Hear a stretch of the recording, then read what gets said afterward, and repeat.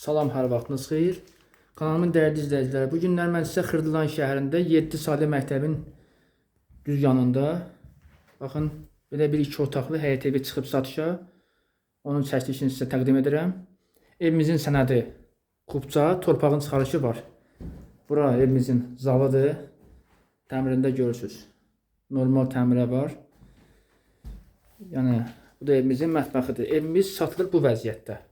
Qazı, suyu, işığı, hamısı, bütün sayğacları hamısı tam qaydasındadır. Qiyməti 28.000 manata, düşmə bir qiymətə təzli satılır. Avtobusda 596 nömrəli avtobus evimizin düz yanından keçir. Həyəti yoxdur. Çöldən tramvay yerə girərsən.